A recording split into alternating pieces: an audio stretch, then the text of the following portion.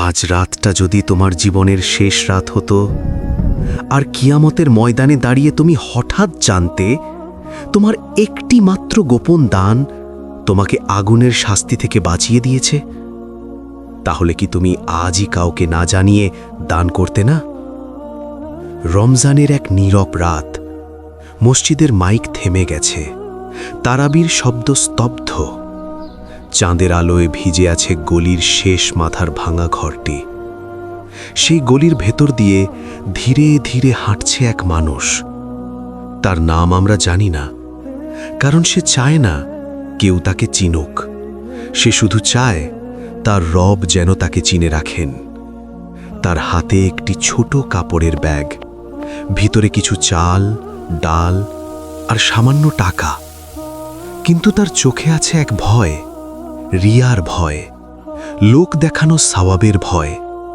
সে মনে মনে পড়ে আল কোরআন, সূরা আল বাকারা 2:271। যদি তোমরা প্রকাশ্যে দান করো তা ভালো, আর যদি গোপনে দান করো এবং গরিবদের দাও তবে তা তোমাদের জন্য উত্তম। তার চোখ ভিজে ওঠে। সে ভাবে, হে আল্লাহ, আমি কাউকে দেখাতে চাই না, আমি শুধু চাই তুমি গ্রহণ করো। রমজান মাস, এই মাসে প্রতিটি আমল কয়েক গুণ বাড়িয়ে দেওয়া হয়। মুহাম্মদ সাল্লাল্লাহু আলাইহি ওয়াসাল্লাম ছিলেন সবচেয়ে দানশীল, আর রমজানে তার দান ছিল প্রবাহিত বাতাসের চেয়েও দ্রুত। লোকটি দরজার সামনে ব্যাগ রেখে আস্তে করে কড়া নাড়ে, তারপর অন্ধকারে মিলিয়ে যায়। ভেতর থেকে দরজা খুলে এক বৃদ্ধা বের হন। তার চোখে ক্লান্তি, ঘরে ক্ষুধার্ত নাতি নাতনি। ব্যাগ দেখে তিনি কেঁপে ওঠেন, 2 হাত তুলে বলেন, হে আল্লাহ, তুমি যাকে পাঠিয়েছ তুমি তাকে জান্নাত দাও। অন্ধকারের আড়ালে দাঁড়িয়ে মানুষটি সব শোনে। তার বুক কেঁপে ওঠে, চোখ বেয়ে অশ্রু ঝরে। সে জানে না এই এক ব্যাগ খাবার কিয়ামতের দিন তার ছায়া হবে কিনা, কিন্তু সে বিশ্বাস করে যে দান মানুষ দেখে না সেটাই সবচেয়ে উজ্জ্বল হয়ে পৌঁছে যায় আরশের নিচে। সে হাঁটতে হাঁটতে মনে করে আরেকটি হাদিস, 7 শ্রেণীর মানুষ কিয়ামতের দিন আরশের ছায়ায় থাকবে। তাদের একজন যে এমনভাবে দান করে ডান হাত যা দেয় বাম হাতও জানে না। তার ঠোঁট কাঁপে, হে আল্লাহ, আমাকে সেই দলের একজন বানিয়ে নাও। রমজানের নীরব আকাশের নিচে একটি গোপন দান নামহীন একজন মানুষকে আল্লাহর কাছে পরিচিত করে দেয়। আর আমরা জানি না আজ রাতের এই ছোট কাজটাই হয়তো তার আখিরাতের সবচেয়ে বড় আলো। অন্ধকার গলির সেই মানুষটি ধীরে ধীরে হাঁটছিল। তার চোখ এখনো ভেজা, কিন্তু তার ভেতরে এক অদ্ভুত প্রশান্তি। সে ভাবছে, মানুষ জানল না, কিন্তু আল্লাহ তো দেখেছেন। রমজানের রাতগুলো এমনই, নীরব, গভীর আর রহমতে ভরা। এই মাসে প্রতিটি দান শুধু সাহায্য নয়, এটা আত্মাকে পরিশুদ্ধ করার এক ইবাদত। সে মনে মনে আবার আয়াতটি আওড়ে নেয়, আল কোরআন, সূরা আল বাকারা 2। যারা আল্লাহর পথে তাদের সম্পদ ব্যয় করে তাদের উদাহরণ একটি বীজের মতো, যা থেকে জন্মায় 7টি শীষ। প্রতিটি শীষে থাকে 100 দানা, আর আল্লাহ যাকে চান তাকে আরও বৃদ্ধি করে দেন। তার বুক কেঁপে ওঠে। একটি ছোট দান 700 গুণ হয়ে ফিরে আসতে পারে, কিন্তু তার ভয় অন্য জায়গায়। সে জানে প্রকাশ্য দান করলে প্রশংসা পাওয়া যায়, মানুষ বলে মাশা আল্লাহ, কিন্তু গোপন দানে শুধু একজনই জানেন, রব্বুল আলামিন। সে নিজের নফসের সাথে যুদ্ধ করে, কারণ নফস চায় মানুষ জানুক, নফস চায় সম্মান, কিন্তু তার হৃদয় চায় আখেরাত। সে ভাবে, যদি এই গোপন দান আমার গুনাহ ঢেকে দেয়, যদি এই ছোট কাজ আমার কবরের অন্ধকারে আলো হয়ে যায়। সে মনে করে সেই হাদিস, মুহাম্মদ সাল্লাল্লাহু আলাইহি ওয়াসাল্লাম বলেছেন, সাদাকা গুনাহ নিভিয়ে দেয়, যেমন পানি আগুন নিভিয়ে দেয়। তার চোখে আবার জল আসে।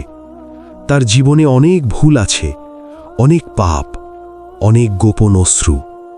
সে ভাবে হয়তো এই গোপন দানই তার অতীতের ভুলগুলো মুছে দেবে।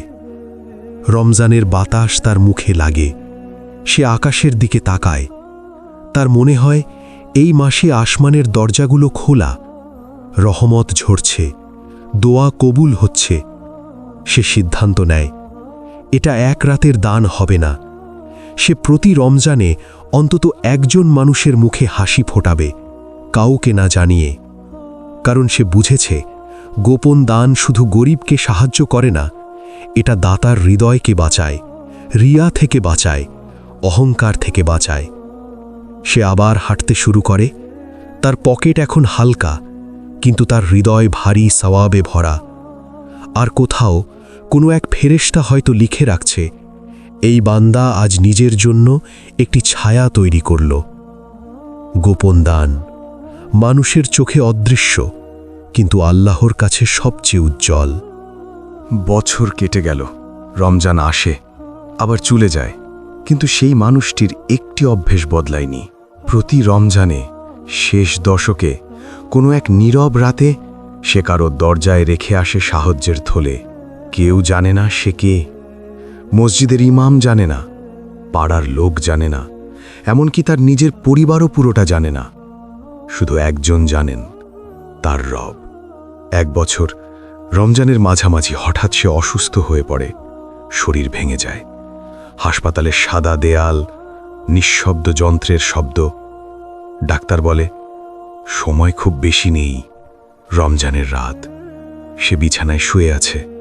তার চোখে অদ্ভুত এক শান্তি, কিন্তু ঠোঁটে কাঁপন। সে ফিসফিস করে বলে, হে আল্লাহ, আমার দানগুলো তুমি গ্রহণ করেছ তো? আমি তো কাউকে দেখাইনি, শুধু তোমার জন্য করেছিলাম। তার চোখ বেয়ে অশ্রু গড়িয়ে পড়ে। সে মনে করে সেই আয়াত, আল কুরআন বলেছে, তোমরা যা কিছু ব্যয় করো আল্লাহ তা জানেন। তার বুক কেঁপে ওঠে। হ্যাঁ, মানুষ জানে না, কিন্তু আল্লাহ জানেন। তার শেষ রাত, রমজানের শেষ দশক। হঠাৎ তার মনে ভেসে ওঠে সেই দরজাগুলো, সেই বৃদ্ধার কান্না, সেই শিশুর কণ্ঠ। আল্লাহ আমাদের ভুলেননি। তার ঠোঁটে মৃদু হাসি ফুটে ওঠে, চোখ থেকে টপ টপ করে অশ্রু পড়ে। সে খুব আস্তে বলে, হে আল্লাহ, যদি কিয়ামতের দিন সূর্য মাথার উপরে আসে, যদি আমি ভয়ে কাঁপতে থাকি, তাহলে আমার সেই গোপন দানগুলো তুমি আমার জন্য ছায়া বানিয়ে দিও। আর তারপর তার ঠোঁট নড়ে, লা ইলাহা ইল্লাল্লাহ। সব শান্ত হয়ে যায়। রমজান শেষ হয়, ঈদের সকাল আসে। মানুষ জানে একজন সাধারণ মানুষ দুনিয়া ছেড়ে গেছে, কিন্তু আসমানে হয়তো ফেরেশতারা সাক্ষী দিচ্ছে, এই মানুষটি এমনভাবে দান করত, ডান হাত যা দিত বাম হাতও জানত না। মুহাম্মদ সাল্লাল্লাহু আলাইহি ওয়াসাল্লাম বলেছেন, কিয়ামতের দিন 7 শ্রেণীর মানুষ আরশের ছায়ায় থাকবে। তাদের একজন সেই ব্যক্তি যে গোপনে দান করেছে। ভাই, বোন, আমরা জানি না আমাদের শেষ রমজান কোনটা। আমরা জানি না কবর কতটা অন্ধকার হবে, কিন্তু আমরা জানি একটি গোপন দান আল্লাহর কাছে কখনো হারায় না। হয়তো আজ রাতেই তুমি কারোর দরজায় নীরবে সাহায্য রেখে আসতে পারো। হয়তো আজকের ছোট দানটাই তোমার আখেরাতের সবচেয়ে বড় আলো হবে। মানুষ যেন না জানে, পৃথিবী যেন না দেখে, কিন্তু আসমান যেন সাক্ষী থাকে, তুমি এক রাতে শুধু আল্লাহর জন্য একটি দান করেছিলে। হে আল্লাহ, আমাদের সবাইকে সেই গোপন দানের তৌফিক দাও, যা কিয়ামতের দিনে আমাদের মাথার উপর ছায়া হয়ে দাঁড়াবে।